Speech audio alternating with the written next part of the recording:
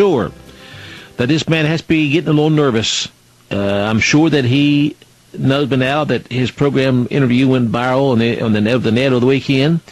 I'm amazed at how far it's went. About every online news magazine that I know of has got it. Radio show hosts calling me to be on their radio shows. Other people that were say in the know are calling and asking questions. And I don't know. It's just, but this has been a bombshell as far as actually opening people's eyes to the truth. And Lieutenant McCoy from North Carolina is an officer in North Carolina. He's going to be sharing a lot of things with tonight, folks, and we'll be taking phone calls too, if at all possible. But I must ask you, please limit your questions or comments just to one question, one comment, and do it quickly.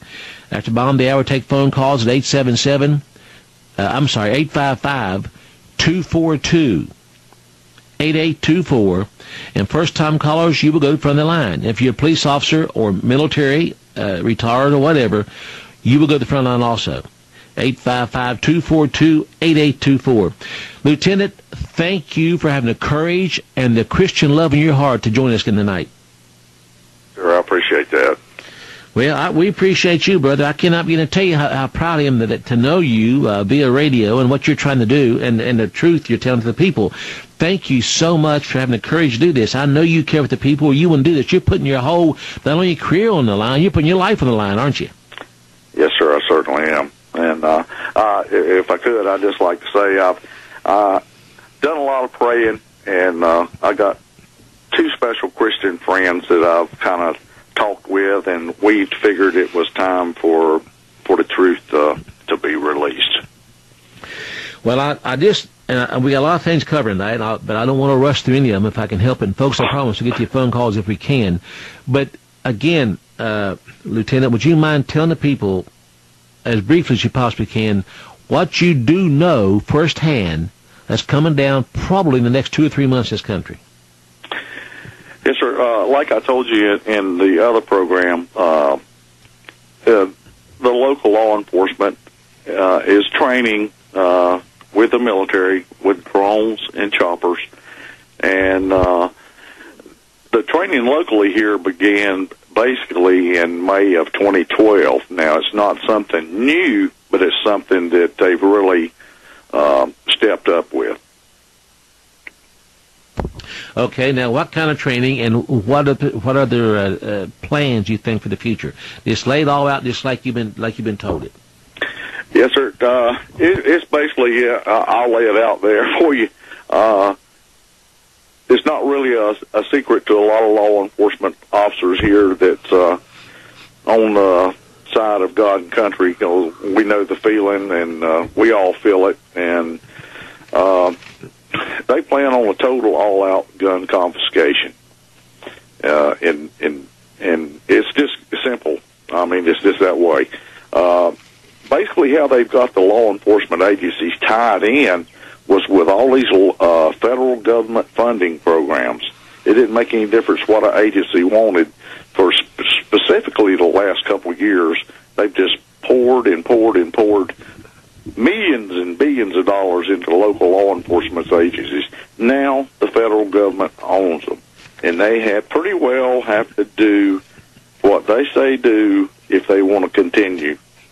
Oh yeah, you suck off the federal ticket, they're going to ask you to pay them back. That's for sure. Yes, sir. Now, I lost my train of thoughts. Many questions come to my mind. I can't keep up with them. As far up as you know, who's behind this? As far up as you know, it goes way high. Okay. I'd rather not say exactly what I do know, but I do know it goes high in the federal government. Well, you do know that Illinois, as we speak, has got a bill proposed that would outlaw any kind of more than probably single-shot rifle or handgun, whether it's lever actions, pump actions, whatever. You know that, right? Yes, sir. I did hear that. Yes, sir. And they would not grandfather anything. They'll all be turned in or confiscated. Do you foresee that happening cross country? Yes, sir, I do. And one of the main training sessions for this, and I know people's hashed over this, but I know it for a fact, that Hurricane Katrina was just a training session for local law enforcement agencies Yes. across the country. Yes. And if you'll notice, they never utilized their own departments there. They brought in law enforcement agencies from out of state. They brought in National Guard from out of state to see how things would work. And now they're carrying on with that training to the local law enforcement agencies. And old law enforcement officers always call it the old knock and talk rule, but it's not a law. It's a rule. Yes. That's what their intentions is to carry through with the knock and talk. And you can either let them in by invitation or they will come in. Yeah, that in Hurricane Katrina, they literally arrested people, and the one video went viral. The little lady had a handgun; she was holding it, and they tackled her with it. This is and they did do gun confiscations after Katrina. The mayor said we're going to do it, and they did it. Now there won't be any tackling this time, Pastor Butch. Won't be any what now? There won't be any tackling anyone this time. This time be what then? Be total force, deadly force. You mean, okay, got you. So there's no point in trying to reason with him, is there? No, sir. Won't do a bit of good. Do you foresee foreign troops on this? I haven't. I know there's a lot of them training, especially in the southern state military bases, but I have not. That's one thing I have not seen or heard. Well, now, you said that about 3/4 of the law enforcement that you know will not go along with this, right? Yes, sir, that's correct. Mm-hmm. So will they stand up and fight with us, or just go home and... Yes, sir, they will. They're be going home with their families just like I am. And they will stand with us on this and fight? Yes, sir, they plan on standing on the line. Because it's all on the line for us. Yes, it is. Well, now, do the gung-ho joint heads, as you call them, I saw a T-shirt on one the other day that's unbelievable. Well, I won't get into that on the air, but, well, that said something about being a cop and you don't F with cops. Yeah. I cannot believe this. There was a time I may have been fired for that. But nonetheless... I can believe that one. Well, it's really sad. I mean, it's really sad. These young, bald punks think that just because we're getting some years on us, so we're just going to roll over and play dead. Yes, sir. You know, I told one time, I'm told to fight and too fat to run. I'll just shoot you. You know, I mean, I can't keep up a 19-year-old through the woods anymore. I know that, but that's not the point. But these guys that know that these gung-ho idiots, don't they know that they're going to be used for cannon fodder? Yes, sir. They don't really realize that. They're not even thinking. Most of them can't think that far ahead. But, you know, once the mission's completed for them, that's exactly what they'll be, as cannon fodder. Because they won't be needed any longer, sir. Well, in the process of carrying this mission out, they're going to be, a lot of them going to be taken out. You know that. Yes, sir. I don't expect everyone in the country to just roll over and hand their guns in and say, I quit. I don't see that happening.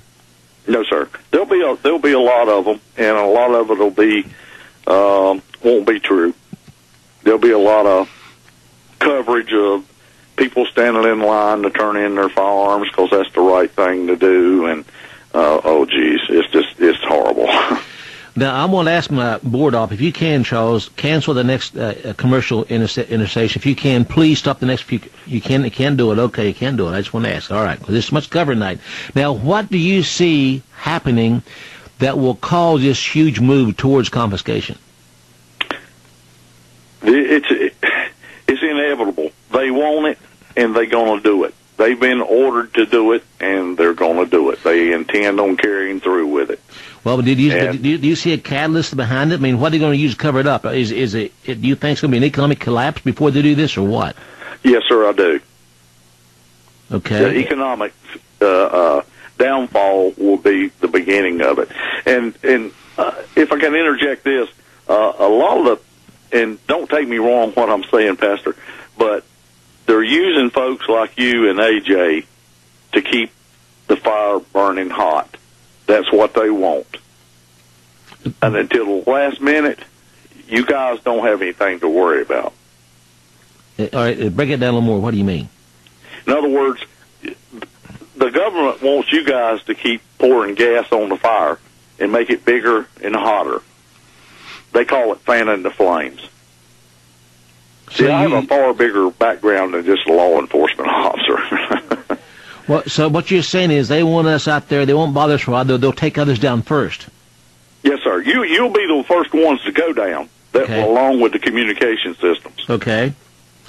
But they want. Are they actually looking for a fight? Is what they want to do? Pick a fight? Yes, sir. They are. But they want us to start it this time because they realize what backfired on them before. Well, now, if there's an economic collapse, and if that's part of the plan, are they waiting for the chaos to come from that before they start making the move? Yes, sir. That's what they're waiting for. Now you've heard that firsthand, right? Yes, sir. I have. And what kind of timeline do you see on this?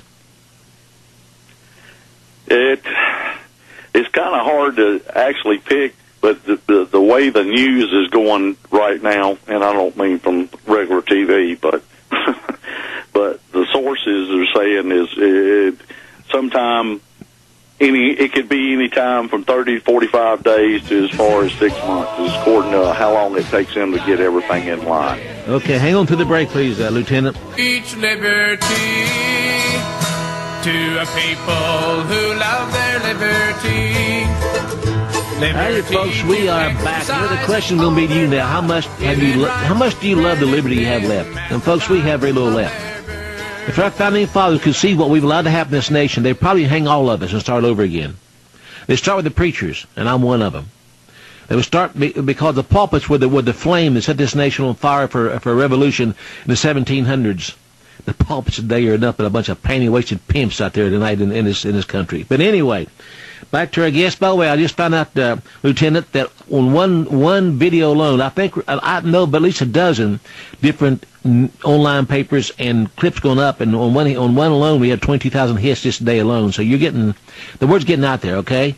And just on one of them. See, I'm glad the word's getting out, but I don't want the notoriety for it. I'm just doing what the Lord wants me to do. That's it. But don't you know that you're reaching some people? So I would say, with all of them combined, 250,000 hits easily today. So we are reaching the people. But anyway, as your elected officials, not just law enforcement, but your state senators, local representatives, whatever, are they informed about this? Some of them are, yes, sir. I've been in touch with one local representative that really he's in line. He knows what's going on. What are their plans to try to stop it, if any? They're asking, what can I do alone? And they're scared to the point of not knowing who to try to approach about it. Well, the sheriffs in your state, the sheriff's departments in your state that you know, do you know if any of those are going to stand with us on this and maybe deputize people in the county to fight with us? We have about 100 counties in Rowan County, to be exact, in the state, and there's probably 45% that's good. I say honest, God-fearing sheriffs that's not going to stand. They're not going to stand with the government. They're going to stand with the people. Well, do all your gung-ho friends realize this? No, sir, they don't. They don't know it or don't want to know it? They don't want to know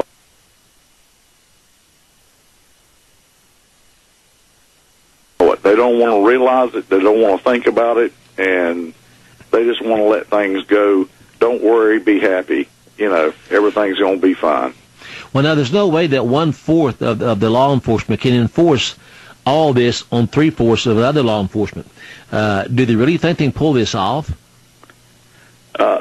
Well, basically what their plans are, and it's more than just the weapon situation.